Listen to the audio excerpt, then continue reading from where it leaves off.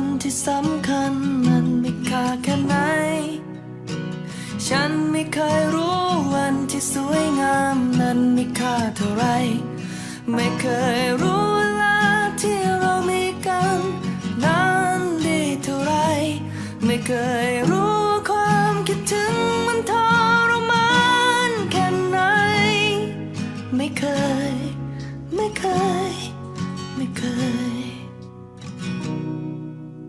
เราจะคิดถึงคนที่สำคัญเมื่อต้องจากกันไป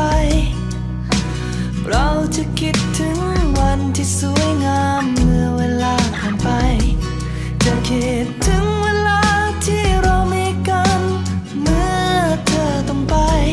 และตอนนี้รู้ไหมว่าฉันคิดถึงเธอมากแค่ไหนไม่เคยจะลืม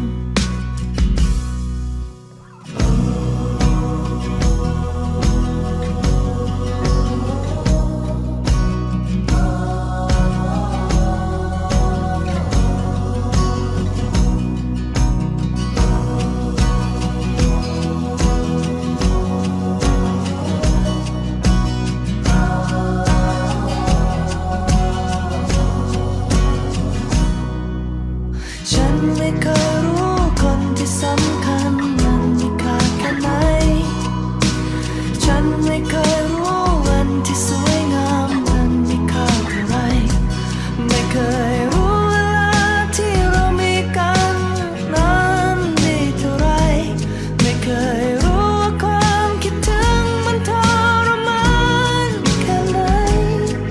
ไม่เคย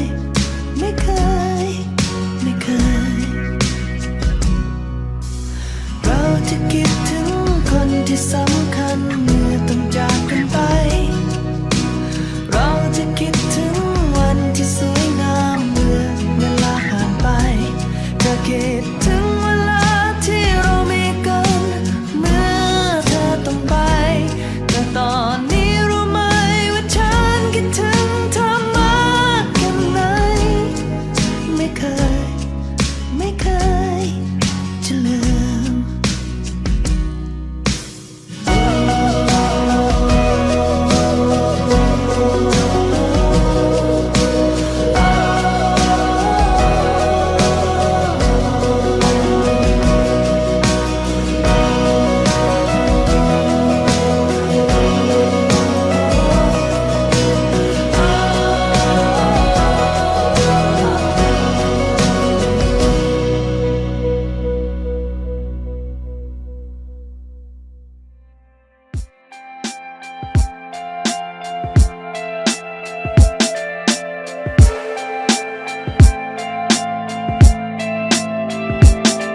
สบายดีหรือเปล่าข่าวคราวไม่เคยรู้สืบดูเธอไม่อยู่แอบดูแวบมองหาหายไปเลยไม่เคยหวนคืนมาหายไปนานกับการเวลาสบายดีหรือเปล่าเพื่อนเราไปถึงไหนอาจเจอพบเพื่อนใหม่ถูกใจเหมือนในฝันเพราะเวลาที่พาเราพบกันแล้วเวลาก็พาเราจากกันจะโทรก็ไม่โทรมา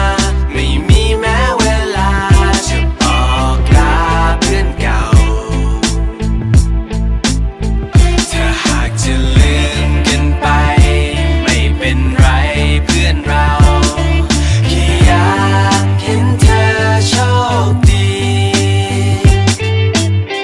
ดอกไม้จันทร์จากดวงใจเผาไปกับเปลวไฟไปถึงเพื่อนที่อยู่ไกลไปปันแล้วยังอยู่ไกลมีแต่ความรู้สึกดีๆที่อยู่ข้างในจำได้ไหมเราเคยสนุกสนานปาร์ตี้ยังเช้าไม่เคยต้องแคร์ใครเมาจับจนถึงอีกวันแค่นั้นไม่เป็นไรเราแค่ฝันจะก้าวไปถึงดาวที่สดใสไปด้วยกันแต่วันนี้ไม่มีกันและกันมันสลดใจภาพนั้นมันฝังลึกสุดใจมีแต่ความห่วงใยผูกพันจนลึกซึ้งจนคิดถึงไม่อยากจะ say goodbye ไม่มีคำพูดใดๆที่จะอธิบายอยากจะให้เวลานั้นหวนกลับมาโอ้ยมันน่าเสียดายอยากจะแชร์ความฝันที่เรานั้นได้ทุก ด้วยกันให้เพื่อนรักได้ยินไหมคำพูดของกูจงจำไว้จนเราพบกันใหม่บนฟ้าสวรรค์สุลาลัยแต่ในใจก็ยังมีคำถามสบายดีหรือเปล่าเพื่อนเราไปถึงไหนอาจเจอพบเพื่อนใหม่ถูกใจเหมือนในฝันเพราะเวลาที่พาเราพบกันแล้วเวลาก็พาเราจากกัน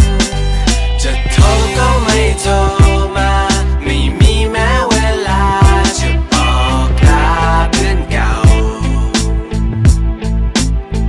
ถ้าหากจะลืมกันไปไม่เป็นไรเพื่อนเราแค่อยากเห็นเธอโชคดี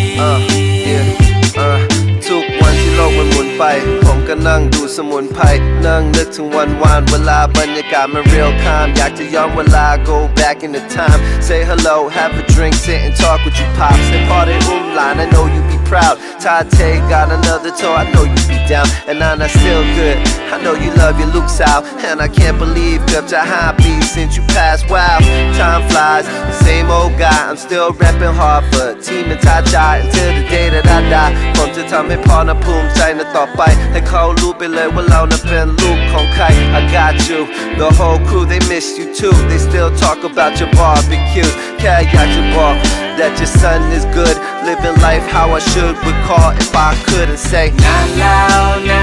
ที่เราไม่ได้เจอกัน